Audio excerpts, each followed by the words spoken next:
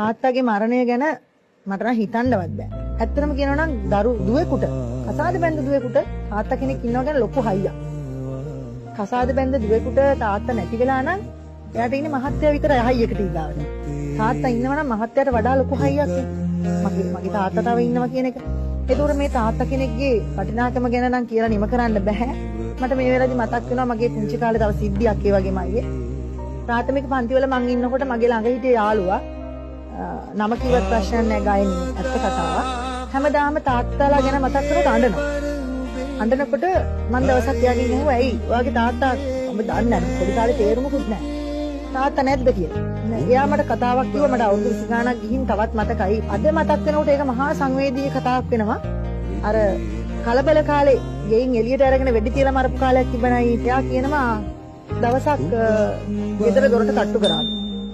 තට්ටු කරලා තාත්තට එළියට එන්න කිව්වලු. ඉතින් අම්මා එක්කියවලු යන්න එපා එළියට යන්න එපා. ඒ කාලේ දන්නවනේ හැටි. ඒ තියද නෑ තාත්තා එළියට දෙන්න මොකුත් ප්‍රශ්නයක් නෑ අපි කතා කරලා ප්‍රශ්න අහලා එවනවා කිව්වලු. ඊට පස්සේ බය වෙන්න එපා මං එන්නම් කතා කරලා කියලා තාත්තා එළියට ඇවිල්ලා තියෙනවා. එයාලා ජනේලෙ එල්ලිලා බලන් හිටියා කිව්වා. අඩි 5ක් 6ක් ඉස්සරහා තියෙන අඹ ගහ යටට තාත්තා එක්ක ගියාලු. ලයිට් වහන්න ගෝල් ගෙදර. ලයිට් ඔක්කොම වහුවට පස්සේ සුට්ටක් වෙලා අතපය කතා කරනවා දික් කරනවා පෙවුනා කිව්වා. එකපාරටම ඩෝංගාලා සද්දයක් ඇහුණලු. වෙඩි තිබ්බා කියන්නවත් තේරුමක් නැති කාලේ.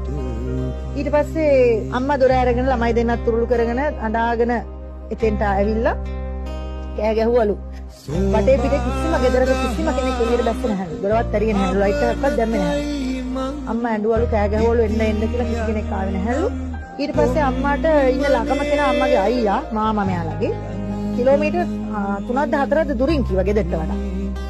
අම්මා කිව්වලු පුතේ බය වෙන්න එපා. තාත්තා ඉන්නවා. තාත්තා ළඟට වෙලා ඉන්න. මම මාමලා ගෙදර ගිහිල්ලා මාමා අඬ ගහගෙන එන්න. තාත්තා මැරිලා කියලා දන්නේ නැහැ. සද්දයක් ඇහුණ වෙඩි තිබ්බා කලුවරේ. ලේ පැල්ලමක්ව මුකුත් පේන්නේ නැතු තාත්තා වැටිලා විතරයි ඉඳලා තියෙන්නේ. මං හිතන්නේ නංගිට අවුරුදු 3ක් විතර ඒ කාලේ. එයාටත් අවුරුදු 10ක් විතර. ඒ වගේ පුංචි ළමයි දෙන්නේ. ඒ හින්දා අම්මා නැහැ කියලා බය වෙන්න එපා. කලුවරයි කියලා බය වෙන්න එපා. තාත්තා ඉන්නවා. එයා කියනවා තාත්තා ඉන්නවා කියන විශ්වාසෙට හිටියේ නැත්තම් පුංචි ළමයි දෙන්නේ 10ට එළියේ ඉන්නේ නැහැ නේ දොරකොඩක.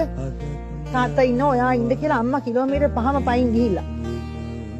පයින් ගිහිල්ලා මාමාලා ගෙදරට ගිහින් මාමාට කතා කරගෙන මාමා එක් කරගෙන ආපහු ඒ කිලෝමීටර් 5 ආපහු එනකන් මේ ළමයි දෙන්න තාත්තා ගාව ඉඳලා තියෙනවා. එතකොට එයා කියනවා නංගි සෙල්ලම් කරනවා. තාත්තා ගැඟේ උඩ නිදිනවලු.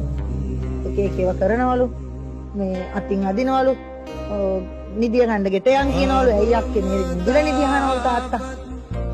ඒතර එයා කියනවා මට ඒ හිතනවලු මොකක් හරි වෙලා කියලා. එයා ටිකක් ලොකුයිනේ. දිල්ලක් හතුනානේ. මං ඒ නංගිත් එක්ක හිටියා. නංගිය රොද නගිනවලු, සිංහා වෙනවලු, සෙල්ලම් කරනවලු. තාත්තා නින්ද ගිහින් කියනවලු. ඉතින් පැය ගාණක් මං හිටියා ළඟට වෙලා. අම්මා එනකම් තාත්තගේ මිනිහ තමයි හයිය වෙලා තිබෙන්නේ. තාත්තා කෙනෙක්ගේ මිනිහත් දරුවෙකුට හයියක්.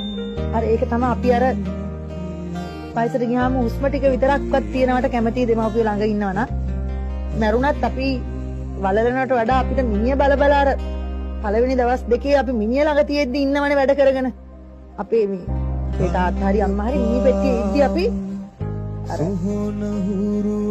සදාටම මේ නැති වුණා කියන හැඟීම නෑනේ එන්නේ නෑනේ එහෙම තියාගෙන හරි අපි ඉන්නවා සදාටම මිනි පෙට්ටිය ගෙනහිල්ලා වලලපු දවසට ආයේ කවදාවත් මේ ආත්මෙට එන්නේ නැහැ කියන තැනට ගියාම අයියේ අපිට ජීවිතේ අර ඇත්තම කියනවා නම් ජීවිතේ මොකටද කියලා හිතන දවස එන්නේ එදා මං හිතන්නේ අපිට අපේම දරුවෙක් නැති වෙන එකයි අපේ දෙමව්පියෝ නැති වෙන එකයි තරම් විඳින්න බැරි දුකක් මේ ලෝකේ තවත් නැති වෙයි